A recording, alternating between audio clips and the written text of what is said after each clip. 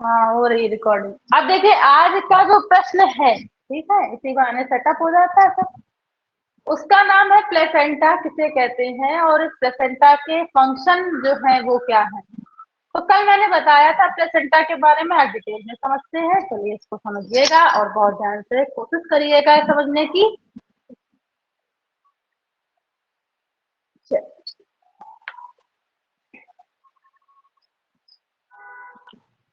देखिए यहाँ पे आपको दिया हुआ है प्लेसेंटा के बारे में बहुत अच्छे से, और प्लेसेंटा के बारे में लोग पढ़ेंगे। कह रहा है कि जो प्लेसेंटा होता है सभी स्तनधारियों में भ्रूण के विकास के लिए एक नली के आकार की संरचना, किसके आकार की संरचना बेटा?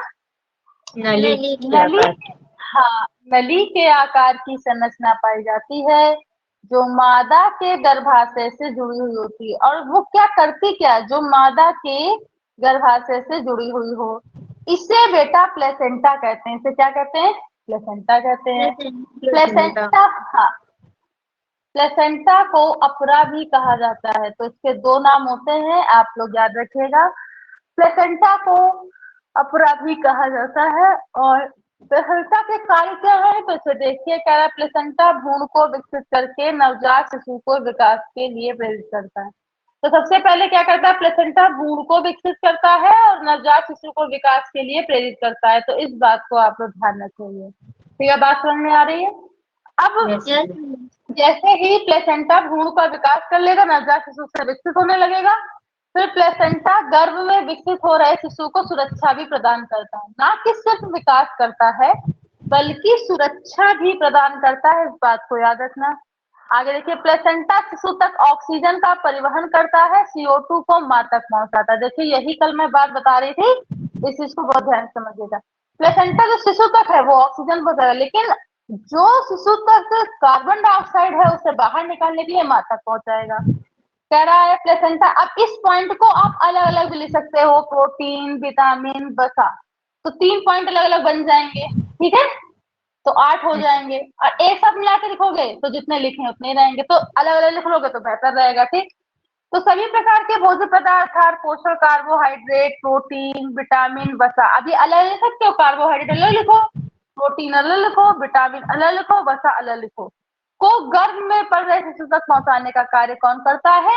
प्लेसेंटा करता है। तो क्या 4 पॉइंट हम खुद से अलग से लिख के नहीं दिखा सकते हैं कल? कर सकते हैं। कर सकते हैं, वेरी गुड। हमें लगा हम नहीं कर सकते हैं, हम कुछ नहीं कर सकते, हम सिर्फ हंस सकते हैं। हा हा हा। अब देखिए, प्लेसेंटा स्त्री में विभिन्न प्रकार के श्रावण को प्रेरित करता है। जो भी स्त्री है उसमें विभिन्न प्रकार के जो श्रावण है, किससे? हार्मोन से रिलेटेड। यहाँ पे चाहे तो आप लिख लो भाई कि श्रावण कैसा? हार्मोन एंजाइम से रिलेटेड, जिसमें एक परिपक्व शिशु का जन्म होता है। यानी कि हार्मोन ऐसे ऐसे डेवलप होंगे जिससे परिपक्व शिशु का जन्म हो जाएगा। प्लेसेंटा इस संरचना को कहते हैं जहां पर विभिन्न प्रकार के हार्मोन का स्रावण होता है। और स्रावण से ही वो शिशु कैसा होता है? मैच्योर होता है या विकसित होता है, इसी को प्लेसेंटा कहते हैं। हम कह रहे खड़े हो जाओ, फोन क्यों परेशान कर रहे हो? हर चीज के लिए परेशान, हर चीज के लिए परेशान बेटा। आपको मैंने प्लेसेंटा के बारे में बताया। प्लेसेंटा के एक पॉइंट को हमने मतलब एक ही में मर्ज करके लिखा दिया, लेकिन आप उसे अलग अलग लिखोगे, ठीक है। बुद्धिमानी यही कहती है कि हम कुछ नया करें। बुद्धिमानी ये नहीं कहती कि जो चला आ रहा है वो करे, वो भी कभी कभी सही होता है, लेकिन बुद्धिमानी वो है जो कुछ नया करने की कोशिश करे, उसे बुद्धिमान कहते हैं, ठीक है। बुद्धिमानी ये नहीं कि अगर ज्ञान बढ़ रहा था, मैं बताया तो था ना कल आपको कि ज्ञान की जब वर्षा हो रही थी और भगवान ने कहा कि कटोरा लेकर के आओ सब लोग, तो 12th क्लास के सारे बच्चे गए कटोरा लेकर के। तो लाइन में लगे थे सारे 12th क्लास के बच्चे। कहा भगवान दीजिए हमको ज्ञान, हम लेने के लिए तैयार है, ठीक है। तो उनमें ज्ञान देके लो बेटा ले लो, लेकिन उसमें लगा था छन्ना, यानी कि छन्नी, और सारा ज्ञान नीचे चला जा रहा था, नीचे बहता जा रहा था।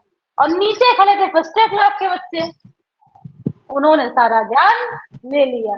तो कभी भी ठीक है, कभी भी अगर 12th क्लास के हो तो इतना ब्रिलियंट, इतना डिसेंट, इतने प्राउडफुल होने चाहिए कि I am the most senior class of the this college, ऐसा होना चाहिए। और एकदम फर्स्ट क्लास, कैसे फर्स्ट क्लास में, मतलब लर्न होना चाहिए चीजें, तभी तो तुम कहलाओगे हाँ 12th क्लास का बच्चा है, वो बात कर रहा है उनसे। थोड़ा मैच्योर भी और दिखना चाहिए, 12th क्लास के बच्चे मैच्योर होते हैं, ओछी हरकतें नहीं करनी चाहिए, ठीक, समय थोड़ा बचाना चाहिए।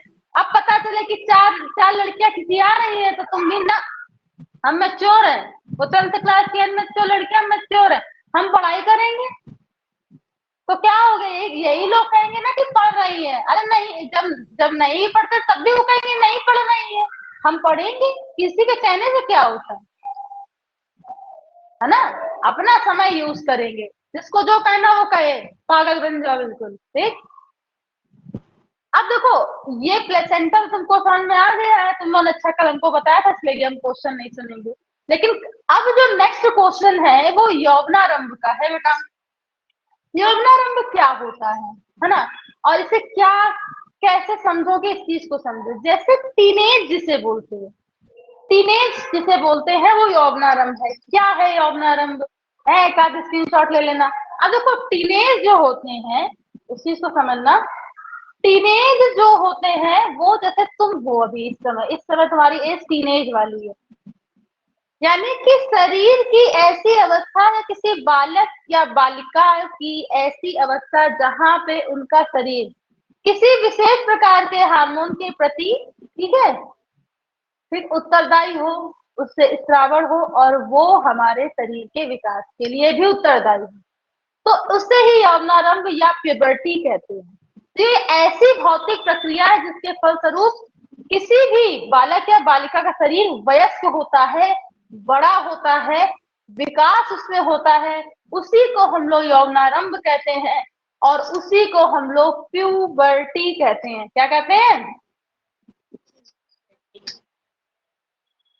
प्यूबर्टी कहते हैं। कुछ और ना समझ लेना, प्यूबर्टी बोल रही हूँ, क्योंकि जहां पे भी लास्ट में हाँ हाँ हाँ टी लगा हो तो तुम लोग कुछ और ही समझ लो, पता चल। चलिए, अर्थ का अनर्थ ना करते हुए क्वेश्चन पे आते हैं। चलिए, आपने देखा होगा कि जैसे कि अगर मान लो, सपोज करो कि आस्था ने श्रेया को एक थप्पड़ मार दिया हंसी हंसी, ठीक, तो जब तुम 10th क्लास की थी तुमने बुरा नहीं माना कि कोई बात नहीं, मार दिया तो मार दिया, सहेली है, सहेली में चलता है।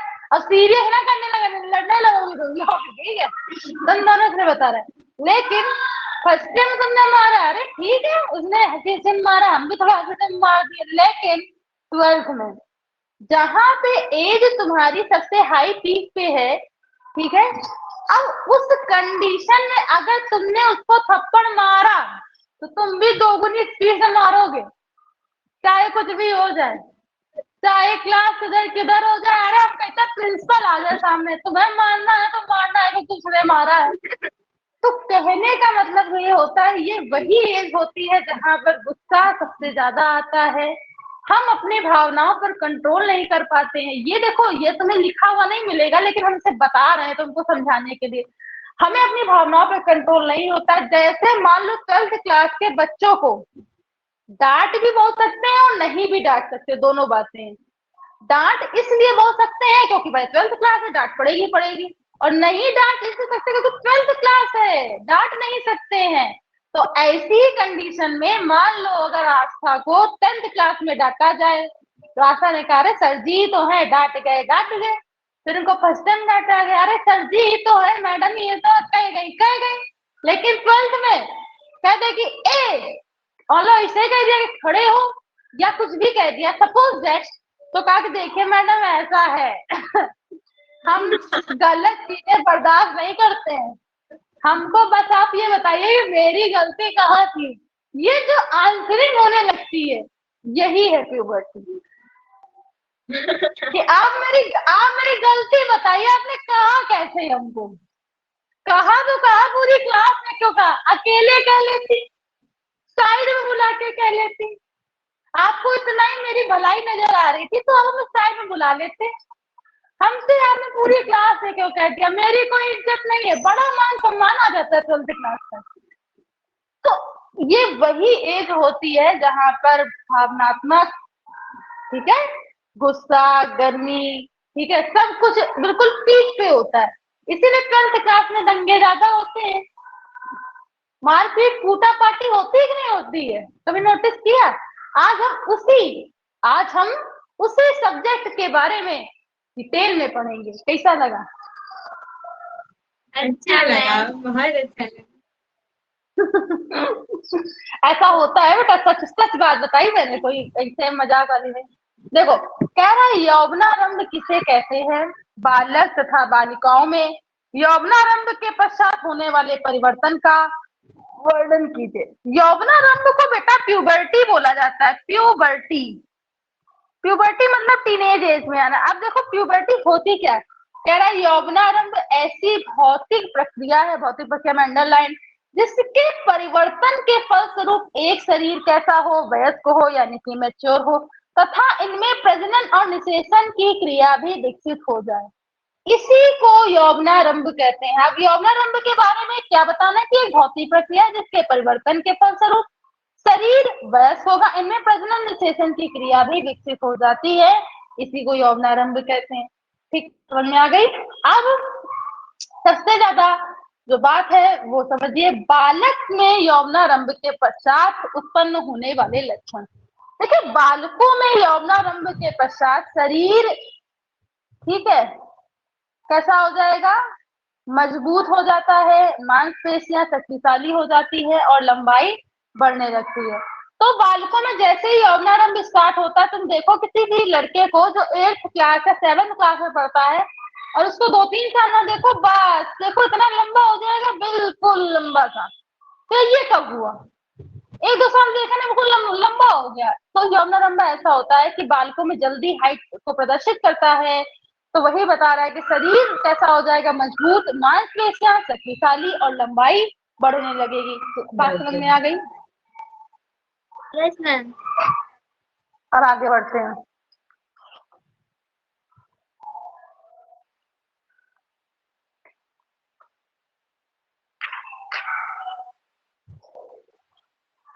फिर कह रहा है बालकों में यौवनारंभ के पश्चात चेहरे, दाढ़ी तथा पूरे शरीर पर बाल विकसित हो जाते हैं।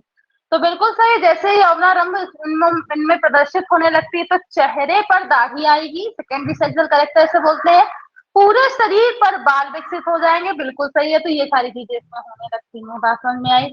अब नेक्स्ट देखिए, कह रहा बालकों में, हाँ, बालकों में यौवनारंभ के पश्चात आवाज में काफी परिवर्तन आता है, इनमें लैंगिक अंग परिवर्तन होने लगते हैं तथा शारीरिक परिवर्तन भी होने लगता है।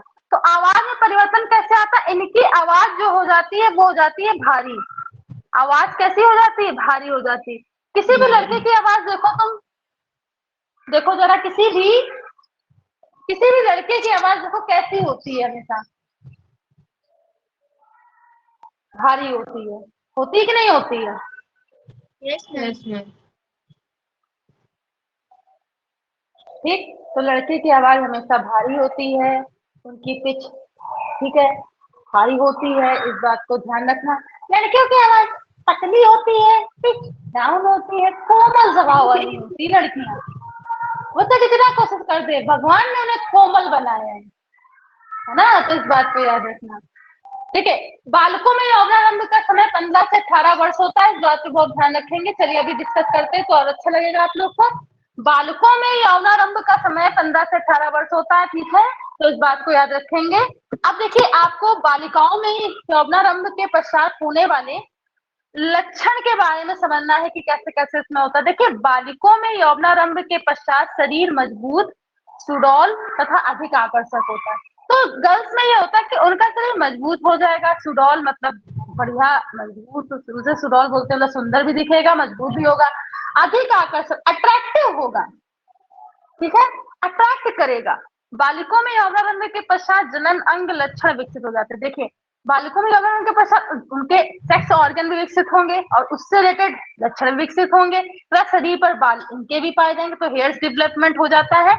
फिर आके देखिए, स्वभाव तथा आवाज में शीतलता तथा आवाज का महीन होना बालिकों में यौवनारंभ के पश्चात विकसित हुआ लक्षण।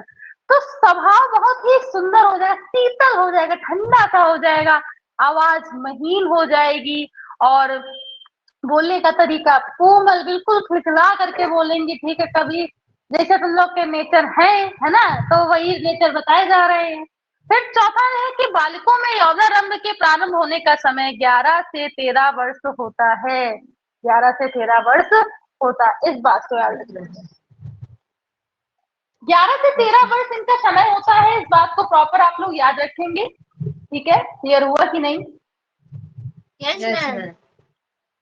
चलिए, तो आपने क्या देखा कि जो चीजें बॉयज में हो रही थी लगभग लगभग वैसी हो रही, लेकिन उनकी आवाज थोड़ी भारी होती है बॉयज की, गर्ल्स की आवाज थोड़ी हल्की होती है। बॉयज की आवाज में कड़कड़ाहट सी होती है, चुभती है, लेकिन गर्ल्स की आवाज कभी चुभती हुई देखी? कैसे बोले, बतख जैसी बोले, ऐसे सुना बोलती मैम जी, क्या जैसे बोले, प्यार आता है, मतलब कि लगता है कि आवाज जो है वो सुनने में मधुर लग रही, तो शीतलता आ जाती है। ठीक है, बात समझ में आ रही है? तो कृपया इस क्वेश्चन को थोड़ा सा याद करने की कोशिश करिए 5 मिनट। अभी पूछती हूँ, 5 से 7 मिनट दे रहे हैं, समझे? फिर नेक्स्ट क्वेश्चन स्टार्ट करें। यस मैम, होते हैं।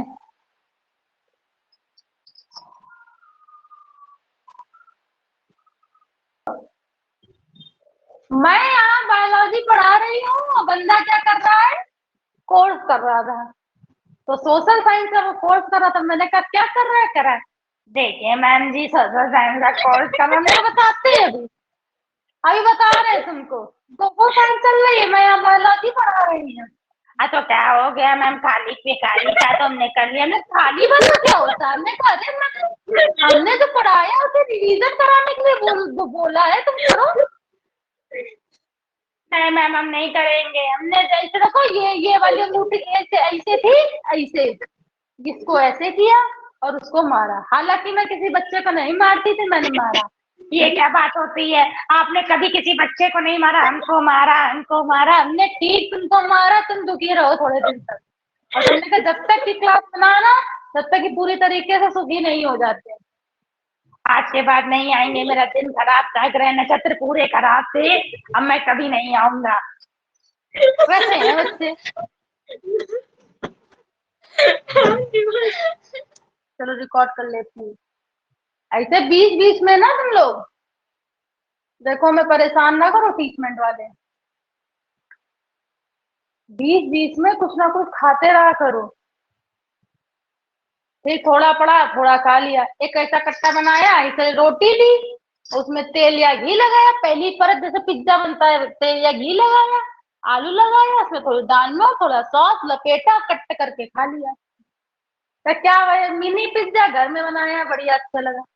फिर पहले रोटी लो, उसमें थोड़ा घी या तेल कुछ लगाओ, आलू की सब्जी लगाओ, दाल मूट लगाओ, ठीक, फिर लाल सॉस लगाओ, फिर कड़ू वाला सॉस लगाओ। ऐसे तुम्हारा ऐसे करके ऐसे रोल कर लो और ऐसे ऐसे करके खाओ। ठीक, ये तुमने नहीं खाया होगा, ये हमने खाया है, इसलिए हमको पता है, हमको खाए हैं, हमने खाया खूब है ना, बढ़ाया खूब है, खाया खूब है, पढ़ते भी खूब थे। ठीक है, अब देखो, अब तुम लोग को प्रसव या पार्चुरेशन के बारे में पढ़ना है।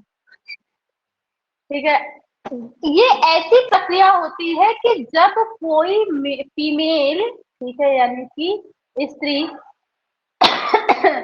ठीक है, प्रेग्नेंट होती है, तो उस प्रेगनेंसी की अवस्था में जब शिशु बाहर आता है तो जन्म देने की जो प्रक्रिया होती है उसे प्रसव कहते हैं। क्लियर हो गया?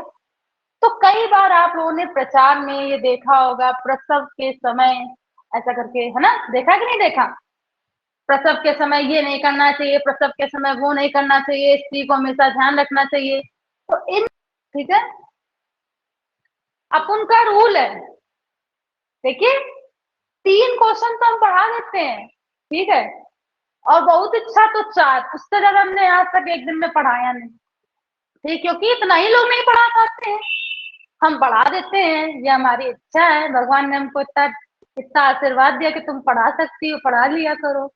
ठीक, तो अब प्रसव के बारे में तुम्हें एक चीज क्या समझ में आ रहा है कि भाई जो प्रसव होता है, जो प्रसव होता है वो क्या कैसा होता है कि जन्म किसी भी शिशु को, ऐसी अवस्था किसी भी शिशु को जिसमें जन्म दिया जाए उसी को प्रसव या पार्चुरेशन कहते हैं। और इस प्रक्रिया के लिए, ठीक है, शरीर में मादा यानी कि माँ के शरीर में बहुत सारे हार्मोन का सेक्रीशन होता है और इसी सेक्रीशन के थ्रू वो क्या करेंगी, मतलब एक रिलैक्सेशन, ठीक है, और बहुत सारी मांसपेशियों में, ठीक है, कुछ ऐसी क्रियाएं होती जिसके थ्रू बेबी, ठीक है, बर्थ करता है। तो इस बात को याद रखेंगे। आज उसी के बारे में हम लोग डिटेल में समझेंगे। चलिए बिल्कुल आगे बढ़ते हैं इस संदर्भ में और देखिए इसको, समझिए क्या है कैसे है। देखिए कहता है कि यह एक ऐसी प्रक्रिया है जिसमें गर्भ में पल रहे, ठीक है, जिसमें गर्भ में पल रहे शिशु को जन्म दिया जाता है। तो इस बात का रखना कि ऐसी प्रक्रिया जिसमें गर्भ में पल रहे शिशु को जन्म दिया जाता है।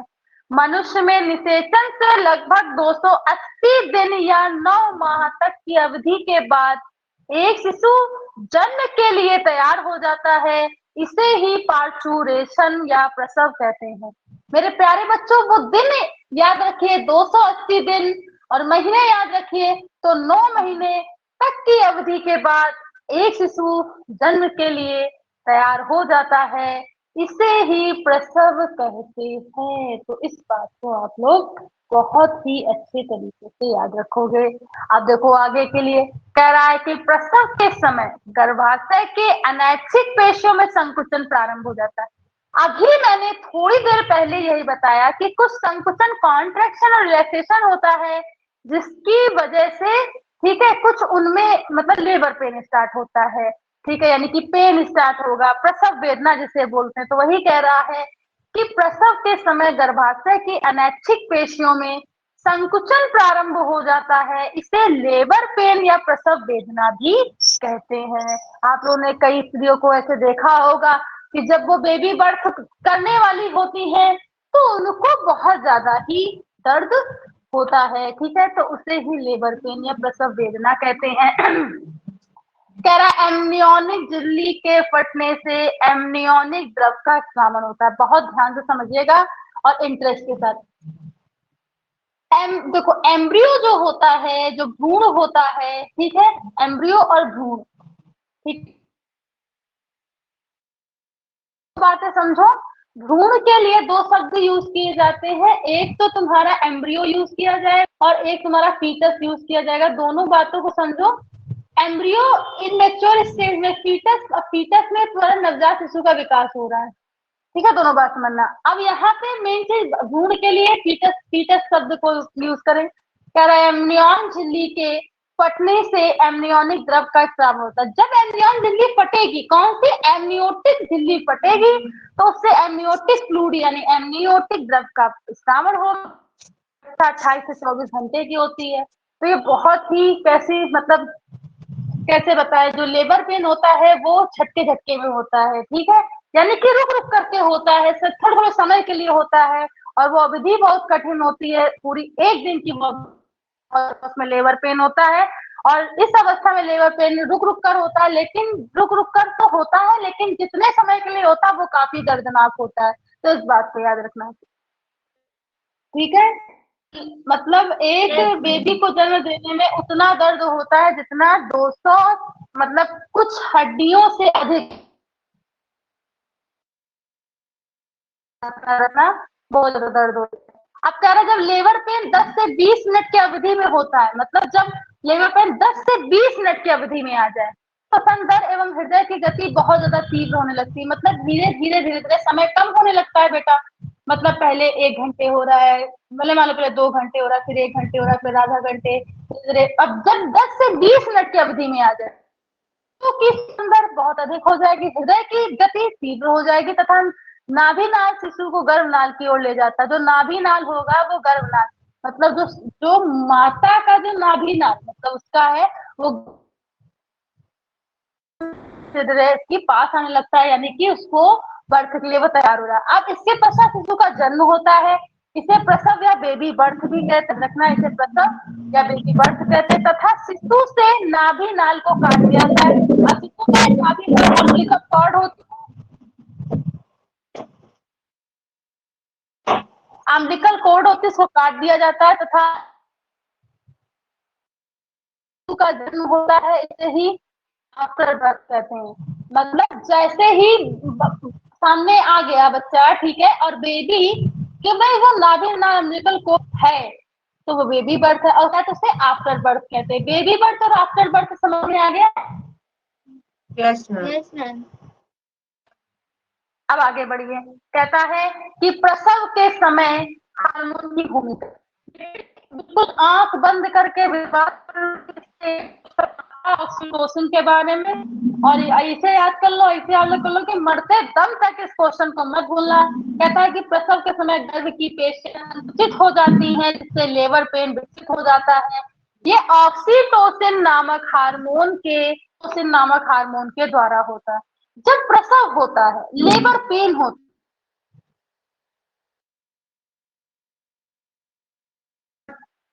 जी आवाज है, उसकी पेशियां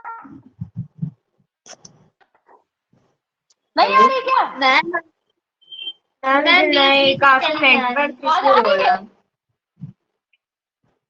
हाँ मैम अब आ रही है। अरे यार ये कैसे, अब आ रही है?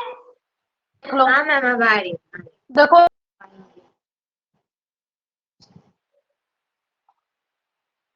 ये मेरे में क्या हो रहा है भाई। देखो भूमिका के बारे में कह रहा है कि प्रसव के समय गर्भ की पेशियां मैम जी कैसे फोटो हो नहीं आ जाती रही है? मैम जी फोटो नहीं आ रही है? फोटो नहीं आ रही है आपकी। अरे इसकी आ रही है, इसकी जो हम पढ़ा रहे इसकी आ रही है? मैम नहीं आ रही, भी नहीं आ रही। मेरी आवाज आ रही है? हाँ मैम आवाज आ रही। तो बस आवाज पे फोकस करो, ठीक है? Yes ma'am. देखिए कह रहा है कि अब के समय जो भी पेशियां होती हैं वो संकुचित होने लगती है। संकुचित का मतलब उनमें, ठीक है, वो रिलैक्स मोड, मतलब कॉन्ट्रेक्शन होगा, रिलैक्स मोड में जाएंगे, कॉन्ट्रेक्शन होगा, रिलैक्स मोड में जाएंगे, तो इससे लेबर पेन विकसित होता है। और करने के लिए ऑक्सीटोसिन नामक हार्मोन का बहुत बड़ा रोल होता है बेटा। ऑक्सीटोसिन नामक हार्मोन को बर्थ हार्मोन भी कहते हैं, इसे प्रसव हार्मोन भी कहते हैं। तो इतने पॉइंट आप याद रखना, कल को आ जाए प्रसव के समय कौन सा हार्मोन विकसित होता है, तब आप आंसर डालेंगे ऑक्सीटोसिन। कल को आ जाए एक, हाँ कल को आ जाए कि एक शिशु के जन्म के समय कौन सा हार्मोन कार्य करता है, ऑक्सीटोसिन। कल को एक और नया क्वेश्चन हो जाए कि लेबर पेन के लिए विकसित करने के लिए कौन सा हार्मोन कार्य करता है, तो ऑक्सीटोसिन करता है। ये बात याद रखें। लेकिन ऑक्सीटोसिन हार्मोन को बर्थ हार्मोन भी कहा जाता है। ऑक्सीटोसिन हार्मोन को बर्थ हार्मोन भी कहा जाता है। ये प्रसव के समय तथा प्रसव के पश्चात संकुचन एवं मां को आराम का एहसास दिलाते हैं। तो जब ऑक्सीटोसिन मतलब ऑक्सीटोसिन में वजह से ही बर्थ से हार्मोन का, क्योंकि बर्थ में हेल्प करता है। जैसे ही बेबी का बर्थ हो जाता है, नहीं प्रसव हो जाता है, उसके बाद माँ को बहुत ज्यादा आराम का एहसास दिलाता है ऑक्सीटोसिन हार्मोन, मतलब उसे आराम हो जाता है, आराम देता है। इसे रिलैक्सिन हार्मोन भी इसीलिए कहते हैं। रिलैक्सिन हार्मोन क्यों कहते हैं? क्योंकि ये माँ को आराम का एहसास दिलाता है। समझ में आया? Yes ma'am. मेरी फोटो दिखाई दे रही है? नहीं नहीं दिखाई दे रही? No ma'am. ये कैसे हो गया? आवाज सुनाई दे रही लगातार? हाँ मैम आवाज आ रही। चलो कोई नहीं, तुम मेरी आवाज को सुनो।